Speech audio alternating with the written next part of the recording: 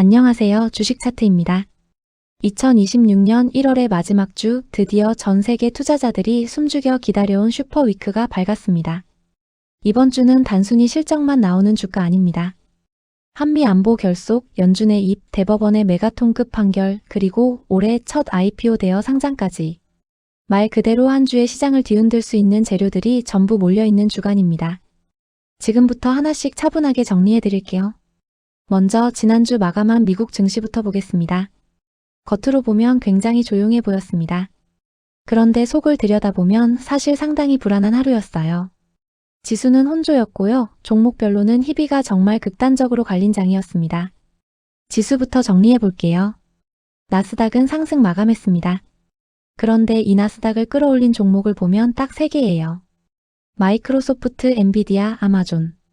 말 그대로 빅테크 개인기 장세였습니다. 반면에 최근 계속 고점을 경신하던 러셀 2000 지수는 하루 만에 마이너스 1.8% 급락했습니다. 그리고 여기서 가장 중요한 포인트 하나 짚고 가야 합니다. S&P 500이 작년 6월 이후 처음으로 2주 연속 하락했습니다. 이게 무슨 의미냐면요. 시장이 지금 이렇게 말하고 있다는 겁니다. 지금 가격에서는 위험 자산을 더 담을 생각은 없다. 그럼 왜 이렇게 애매한 장이 나왔을까요? 이날은요, 굵직한 경제지표도 없었고 새로운 정책 뉴스도 없었습니다. 그런데도 변동성이 컸던 이유는 딱 하나입니다. 다음 주 메가캡 실적 그리고 FOMC 대기. 즉 확인 전까지는 먼저 베팅하지 않겠다는 심리입니다. 그래서 지수는 억지로 버티는데 개별 종목들은 위아래로 심하게 흔들렸던 겁니다.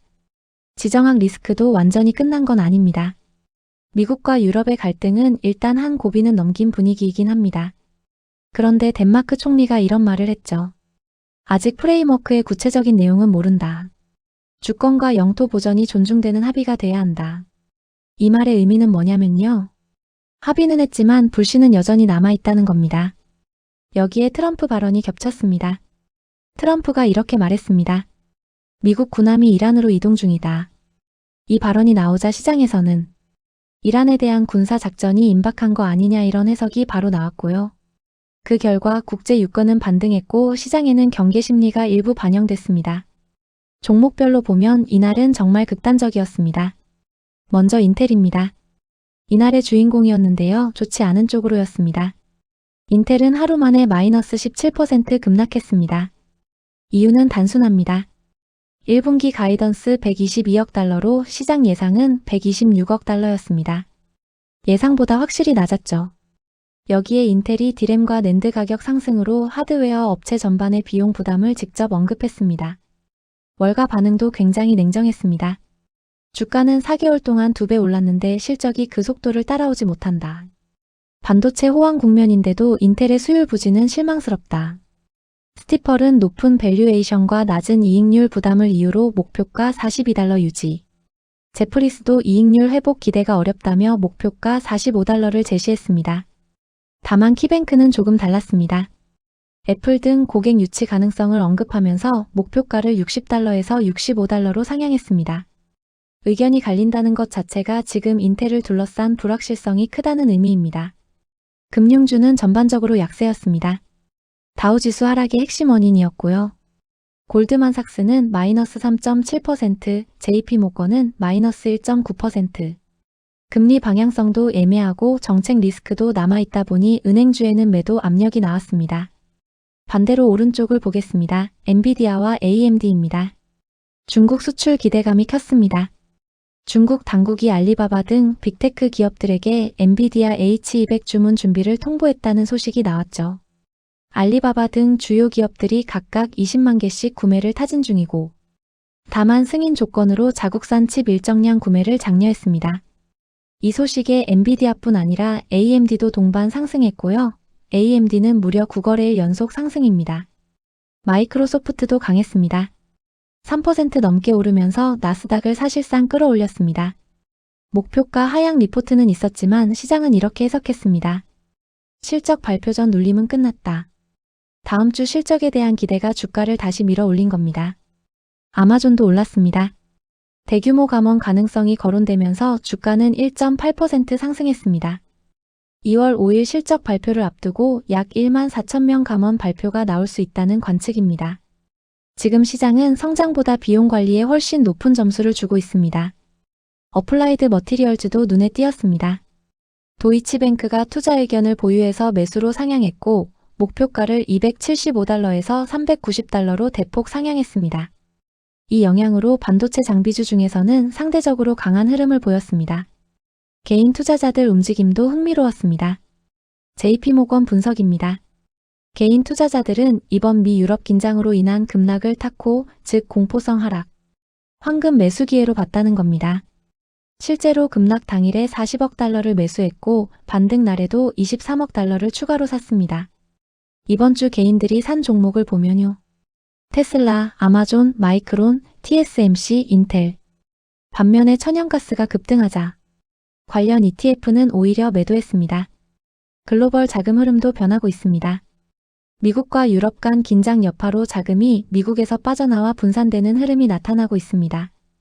MSCI 신흥국 지수는 5주 연속 상승, 5월 이후 최장 기록입니다. 아시아 기술주가 주도했고 신흥 유럽과 중동도 강세였습니다. BOA 자료를 보면요.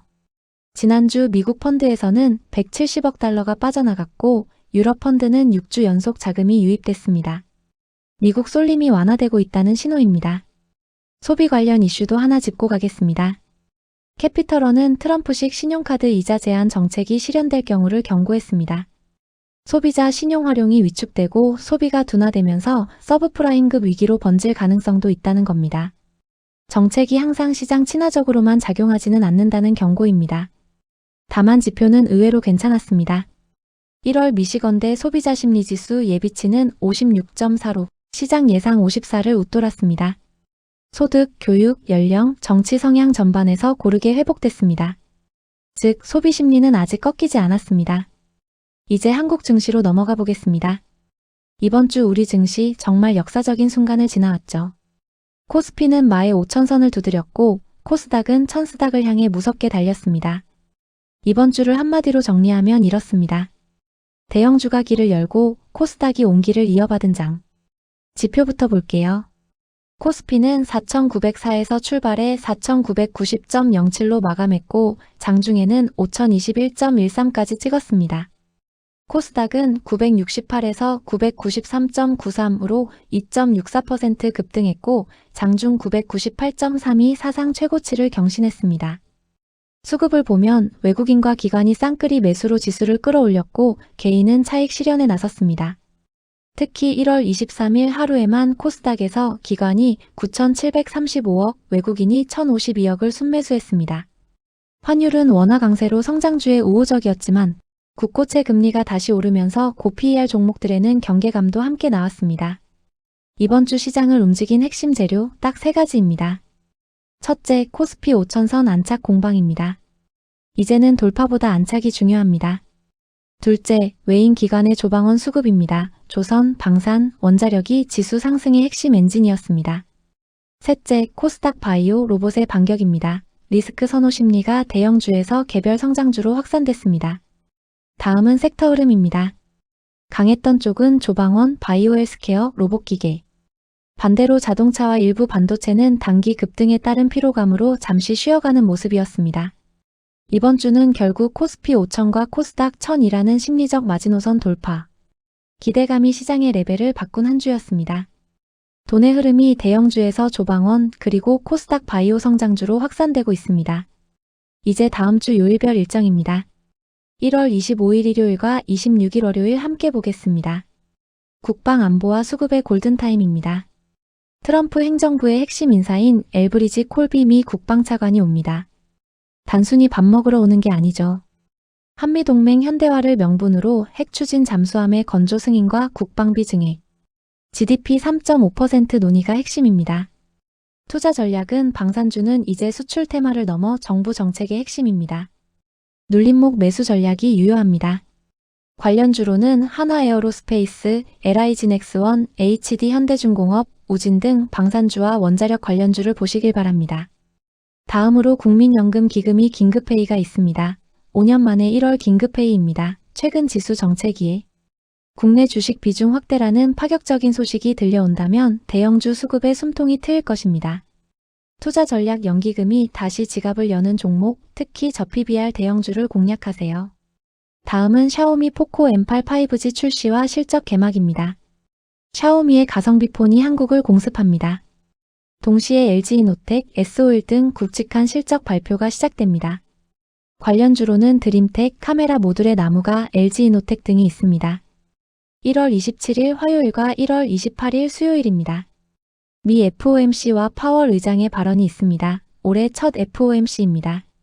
금리는 동결이 유세하지만 파월 의장이 트럼프노믹스와 인플레이션에 대해 어떤 톤으로 말하느냐에 따라 시장은 출렁일 것입니다. 투자 전략은 목요일 새벽 결과 발표 전까지는 관망세가 짙을 수 있습니다. 현금 비중을 유지하며 대응하세요. 다음은 슈퍼 어닝 위크입니다. ASML, 테슬라, MS, 메타. 화요일 밤부터 수요일 밤까지 반도체와 AI, 전기차의 운명이 결정됩니다. 투자 전략은 테슬라의 가이드라인에 따라 국내 2차 전지 섹터의 향방이 갈립니다. 관련주로는 LG에너지솔루션, 에코프로, AI 반도체의 이수페타시스, ASML 관련주의 HPSP 등 참고하시기 바랍니다. 드디어 1월 29일 목요일 심판의 날입니다. 1월 중 가장 위험하고 뜨거운 날로 삼성전자, SK하이닉스의 실적 발표로 우리나라 증시의 양대 산맥이 성적표를 내놓습니다. 이미 예상치는 나왔지만 향후 전망에 시장은 민감하게 반응할 것입니다. 다음은 메가톤급 판결이 있습니다. 성과급은 퇴직금인가?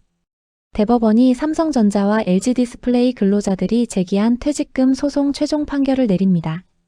만약 근로자 승소 시 대기업들은 수조 원대의 인건비 폭탄을 안게 되어 주가에 치명적일 수 있습니다.